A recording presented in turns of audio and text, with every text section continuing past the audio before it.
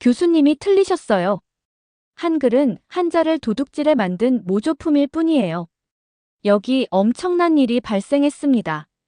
미국 최고의 명문대 하버드에서 미국인 교수와 학생 한 명이 논쟁을 벌이고 있는데요. 고작 한글 따위는 한자랑 비교도 안 됩니다. 한치의 양보도 없는 이 둘의 설전에 강의실 안에는 긴장감만이 감돌았다고 하는데요. 대체 어떤 이유로 이런 일이 벌어진 걸까요? 한글은 왜 도마에 오르게 된 걸까요? 미국에서 들려온 흥미진진한 이야기, 지금 바로 만나보시죠. 평범한 화요일 아침이 제 인생을 바꿀 거라고는 생각도 못했어요. 하지만 정확히 그런 일이 일어났죠. 안녕하세요. 제 이름은 캐서린 스미스예요. 저는 30살이고 미국 하버드대 대학원에서 공부하고 있는 언어학도입니다. 전 모든 게 정리되고 이치에 맞는 걸 좋아해요. 항상 모든 걸 계획하죠. 제가 자주 가는 카페, 수업 시간에 앉는 자리, 심지어 세상이 돌아가는 방식에 대한 생각까지 모두 정해져 있었어요. 그 화요일도 평소와 다름없이 시작됐어요. 캠퍼스를 걸어가는데 가을 낙엽이 발밑에서 바스락거리고 있었어요. 하버드의 오래된 건물들을 지나 리처드슨 교수님 강의실로 들어갔어요. 강의실은 제게 안전한 공간이었습니다. 창문으로 햇살이 쏟아져 들어오고 있었고 벽에는 세계 각국의 문자 체계를 보여주는 지도와 차트가 걸려 있었어요. 리처드슨 교수님은 정확히 9시에 강의를 시작하셨죠. 그게 제가 교수님을 좋아하는 이유 중 하나였어요. 오늘은 교수님이 평소보다 들뜬 목소리로 말씀하셨어요. 역사상 가장 혁신적인 문자 체계라고 할 수 있는 것에 대해 배워볼 겁니다. 저는 커피를 한 모금 마시며 다음 말을 기다렸어요. 뭐가 그렇게 특별할까요? 그리스 문자, 로마 문자, 아랍 문자. 교수님이 돌아서셔서 칠판에 단어 하나를 쓰셨어요. 한글. 당황스러웠습니다. 한글이라고? 정말로? 전에 간판이나 영화에서 본 적 있었지만 제게는 그냥 무작위로 그려진 동그라미와 직선처럼 보였어요. 전 한글이 별로 특별하지 않다고 생각하고 있었죠. 서양 문자가 더 낫다고 믿고 있었어요. 왜 그렇게 생각했는지는 딱히 이유가 없었어요. 그냥 그랬던 거예요. 한글의 어떤 점이 문자 체계의 혁명을 일으켰을까요? 교수님이 학생들에게 질문하셨어요. 미처 생각하기도 전에 중국계 학생 리안웡이 손을 들었어요. 그녀는 교수님을 똑바로 쳐다보며 말했죠. 이해 있습니다. 한글이 왜 가장 혁신적인 문자라고 하시는지 이해가 안 됩니다. 교실 분위기가 갑자기 달라졌어요. 몇몇 학생들이 고개를 끄덕였습니다. 그렇게 생각하는 이유는요? 리처드슨 교수님은 리안웡을 흥미롭게 바라보셨어요. 저는 중국의 한자가 훨씬 더 훌륭하다고 생각합니다. 수천 년의 역사를 가진 중국 문자와 비교했을 때 어떻게 600년 된 한글을 혁명적이라고 할 수 있나요? 한글은 단순한 글자가 아니기 때문이죠. 그 말을 들은 중국인 리안웡이 얼굴을 붉히며 흥분했어요. 한글은 한자를 도둑질해 만든 모조품일 뿐이죠. 교수님께서는 너무 편파적이신 것 아닌가요? 좋습니다. 그럼 제가 특별한 제안을 하죠. 내일 오후에 한국문화원에서 서예 워크숍을 개최합니다. 이 주제를 더 깊이 탐구하고 싶은 분들은 손을 들어주세요. 저도 모르게 손을 들었어요. 왜 그랬는지 모르겠어요. 어쩌면 호기심 때문이었을 수도 있고, 리처드슨 교수님 눈빛 속에 있던 도전 때문이었을 수도 있고요. 어떤 이유든 제 손은 이미 올라가 있었고, 이제 물릴 수는 없었어요. 다음 날 아침이 너무 빨리 찾아왔어요. 한국 서예 워크숍에 대한 걱정으로 눈을 떴죠. 사실 정말 가고 싶지 않았어요. 그냥 모든 게 이해 가능한 제 편안한 세상에 머물고 싶었죠. 침대 가장자리에 앉아 휴대폰을 뚫어지게 바라보고 있었어요. 지금 당장 같이 가기로 한 친구에게 문자를 보내고 핑계를 만들 수도 있었죠. 아프다거나 과제가 너무 많다고 말할 수도 있었어요. 그녀는 이해해줬을 거예요. 하지만 뭔가가 저를 막고 있었어요. 자존심 또는 호기심이었죠. 어쨌든 취소할 수가 없었어요. 대신 대학 도서관에 가기로 했어요. 어차피 이 워크숍에 가야 한다면 준비를 철저히 하자고 생각했습니다. 서양 문자가 다른 문자보다 더 뛰어나다는 정보를 찾을 계획이었어요. 그러면 리안이나 다른 사람과 이야기할 때 자신감을 가질 수 있을 테니까요. 하버드 도서관은 엄청 커요. 마치 끝없이 이어지는 책의 미로 같았죠. 평소에는 캠퍼스에서 가장 좋아하는 장소 중 하나였지만 그날은 도서관 문을 열 때부터 긴장하고 있었어요. 어디서부터 찾아봐야 할지 모르겠더라고요. 언어 섹션이 어마어마하게 넓었거든요. 알파벳의 역사에 관한 책 몇 권을 꺼내서 빠르게 훑어봤습니다. 다른 책을 꺼내려는데 뒤에서 부드러운 목소리가 들렸어요. 길을 잃은 것 같네요. 돌아보니 아시아 여성이 한 명 서 있었어요. 이름표에는 박미라 아시아 언어 전문가라고 적혀 있었죠. 한국 문자에 관한 정보를 찾고 있어요. 오늘 오후에 워크숍이 있거든요. 박 선생님이 고개를 살짝 기울이셨어요. 워크숍이 있다고요? 마치 치과 예약처럼 말하네요. 그녀의 또렷한 눈빛이 제 속마음을 꿰뚫어 보는 것 같았어요. 얼굴이 달아올랐습니다. 제가 너무 티가 났나 봐요. 박 선생님은 제 옆으로 다가와 책장에서 책 한 권을 꺼내셨어요. 표지에는 한글 글자들이 있었죠. 이 책이 도움이 될 거예요. 1400년대에 세종대왕께서 한글을 창제한 이야기가 담겨 있죠. 대충 관심 있는 척하며 책을 받았습니다. 저는 문자 체계를 수년간 공부해 왔지만 한글이 사람들이 말하는 것처럼 특별하다는 건 딱히 모르겠어요. 건방질 수도 있는 저의 말에 화를 내기는커녕 박 선생님은 그저 미소 지으셨어요. 그리고 주머니에서 종이를 꺼내 무언가를 적기 시작했죠. 이게 당신 이름이에요. 캐서린을 한글로 쓴 거죠. 저는 그 모양들을 뚫어져라 쳐다봤어요. 더 이상 무작위 선과 동그라미로만 보이지는 않았어요. 그건 제 이름이었어요. 각 글자가 얼마나 신중하게 디자인되었는지 알아차렸어요. 그 모양들은 단순하면서도 우아했죠. 자음을 자세히 보세요. 박 선생님이 말씀하셨어요. 혀 뒷부분이 입천장에 닿는 모양과 기억이 비슷한가요? 니은은 혀가 앞니에 닿는 모습을 닮았나요? 각 모양은 그 소리를 내기 위해 입을 어떻게 위치시켜야 하는지 보여주고 있거든요. 손가락으로 글자들을 따라 그리는데 갑자기 다르게 느껴지기 시작했어요.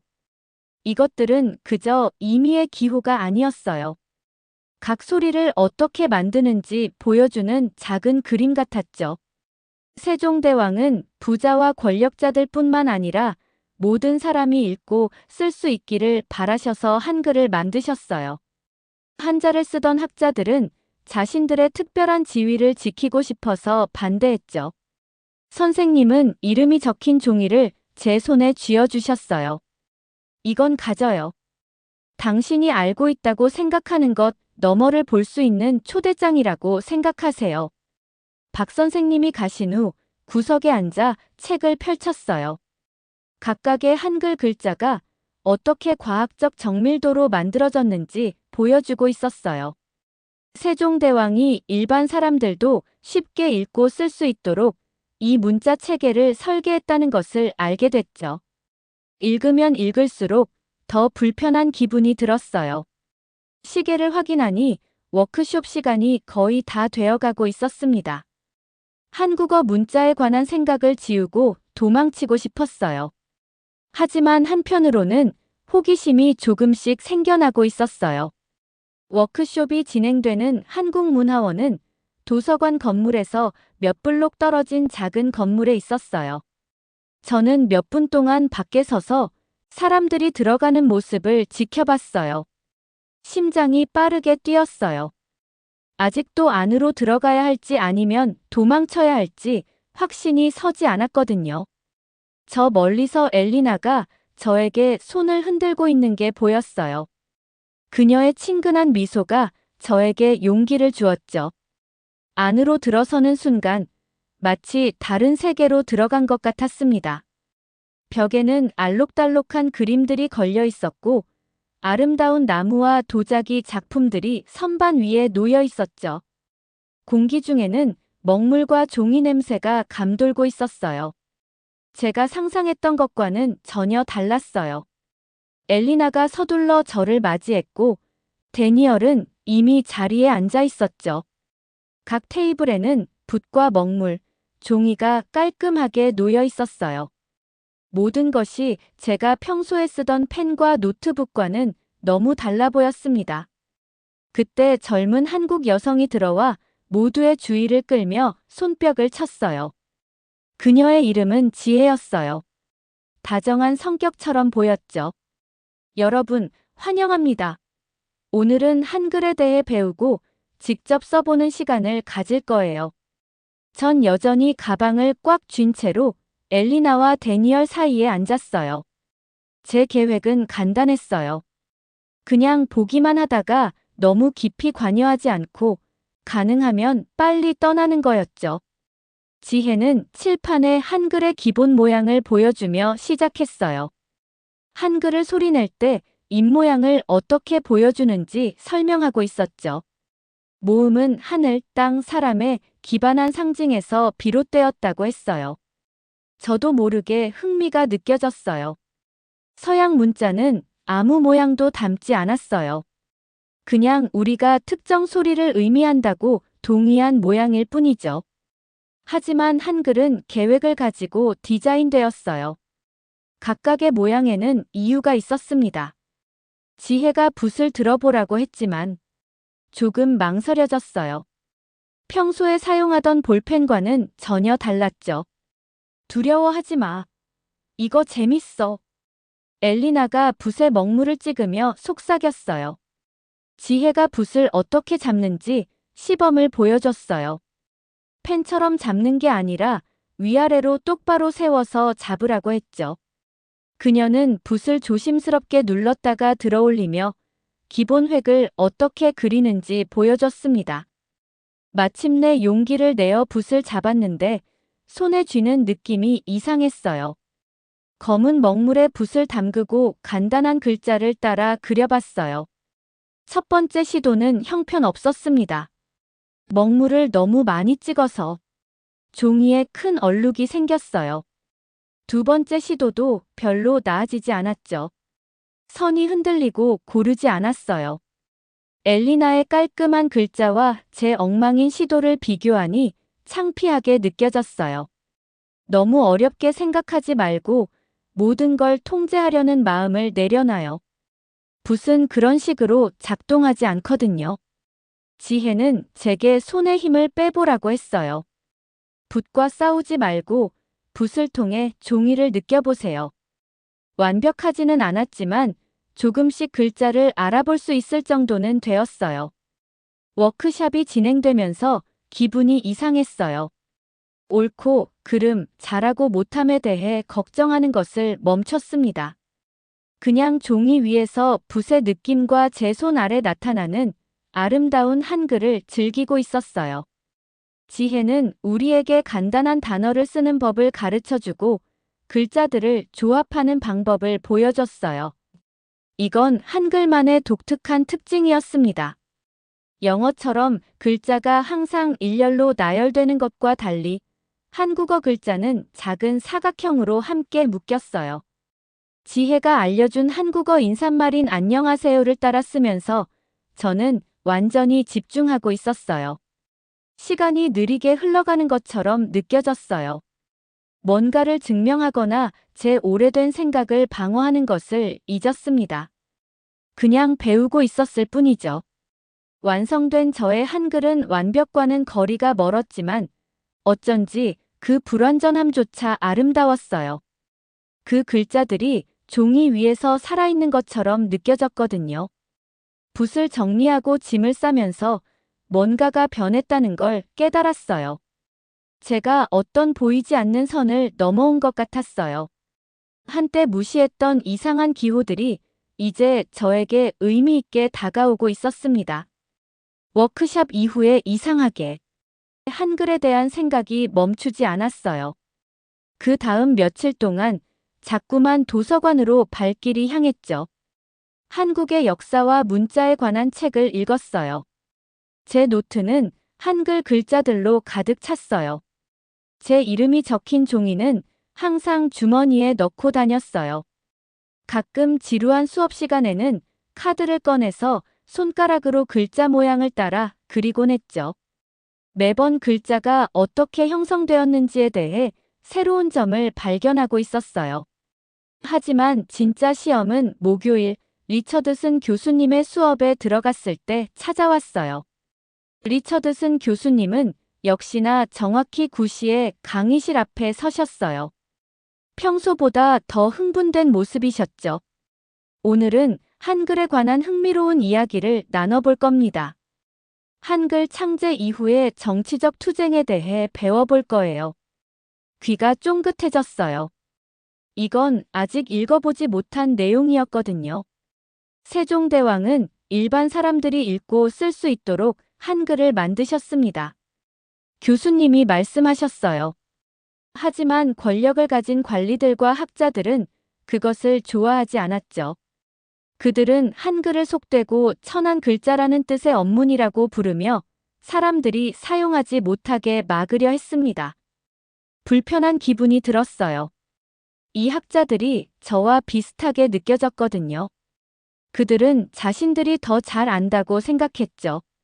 진정으로 이해할 생각도 하지 않고 무언가를 무시했던 거예요. 수백 년 동안 한글은 완전히 받아들여지지 않았습니다. 1900년대가 되어서야 비로소 한글이 한국의 주요 문자 체계가 되었죠. 중국인 리안이 손을 들었어요. 교수님이 그녀를 지목하자 일어섰습니다.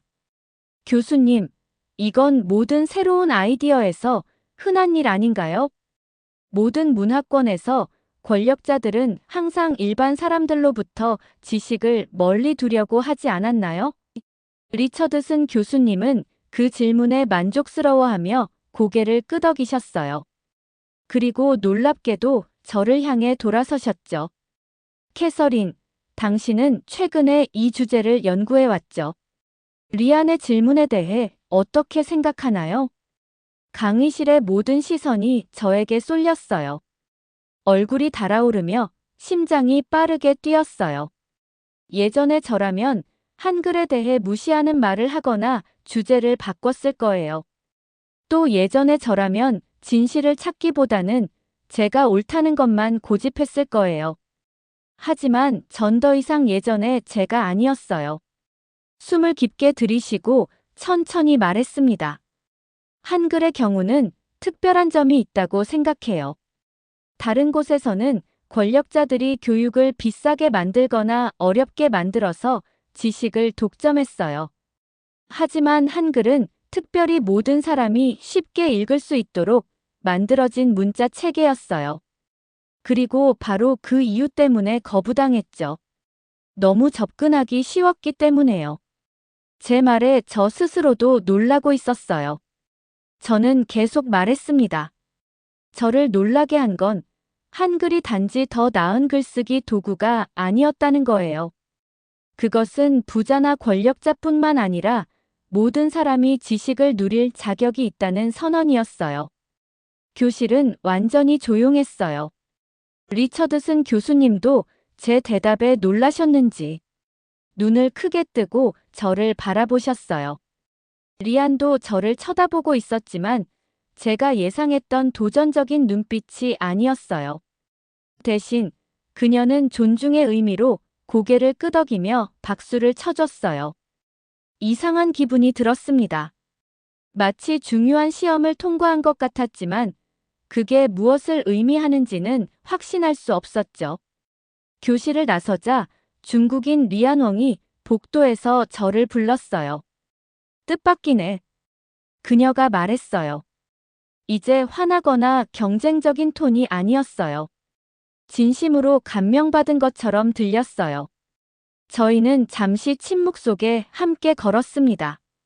그러다 그녀가 한글을 연구한 거냐고 물었어요. 제 새로운 관심사에 대해 수줍어하며 고개를 끄덕였죠. 이것저것 책을 찾아 읽었어. 한글도 연습하고 있고. 그래, 열심히 공부한 티가 나네. 사실 한글에는 관심 없었는데 내 이야기를 들으니 나도 다시 알아봐야겠다는 생각이 들어. 그날 저녁 책상 위에 모든 노트와 책을 펼쳐 놓았어요. 불과 며칠 만에 배운 모든 것을 살펴보고 있었죠.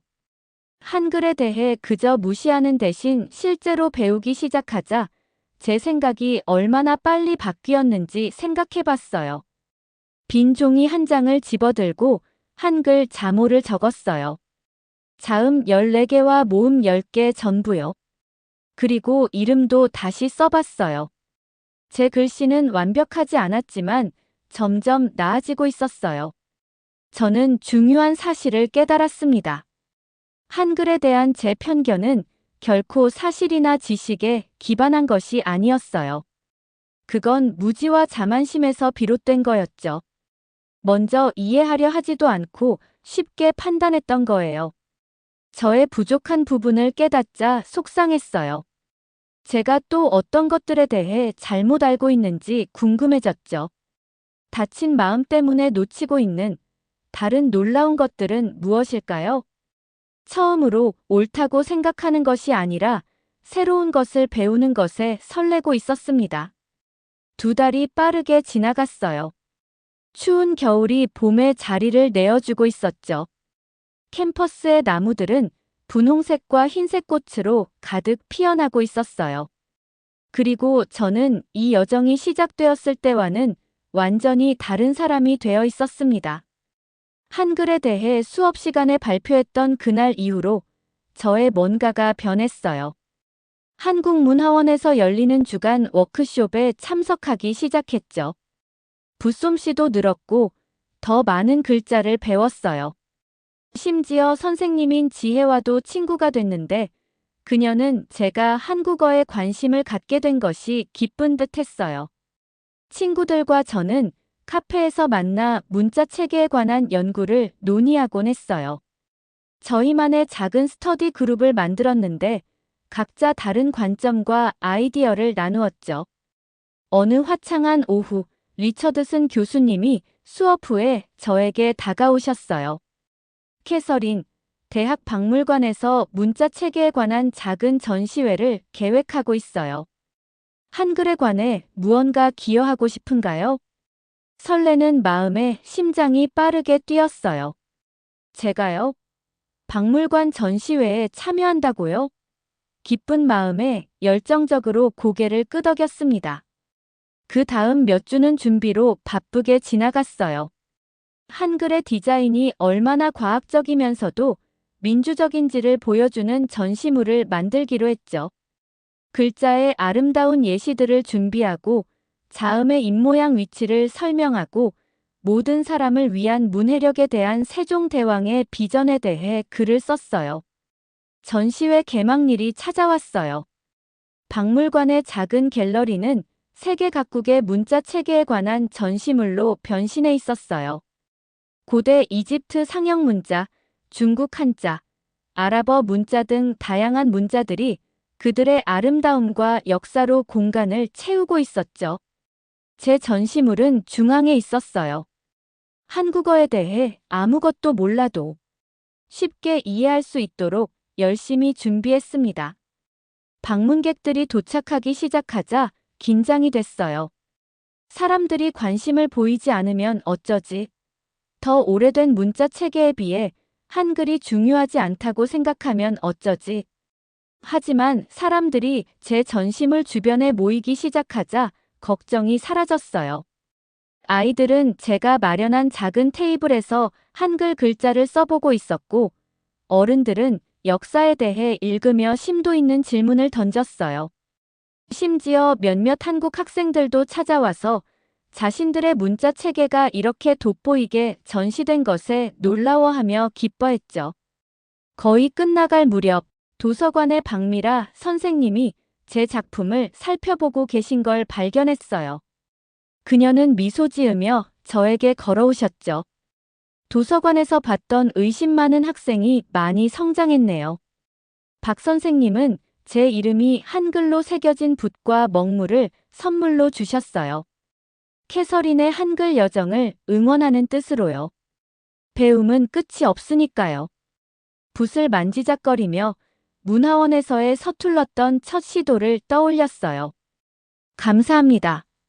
이것뿐만 아니라 첫걸음을 뗄 수 있게 도와주셔서요. 박 선생님은 고개를 저으셨어요.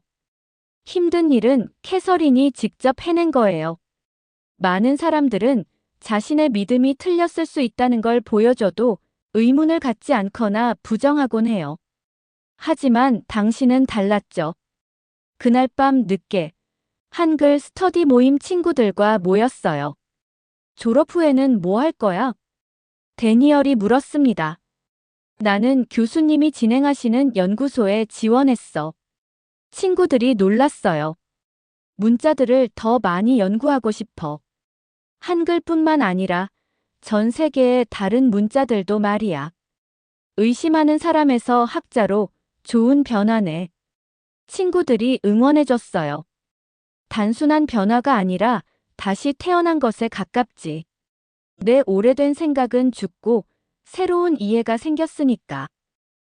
그날 밤 잠자리에 들기 전 선물 받은 붓과 벼루를 소중하게 책상 위에 두었어요.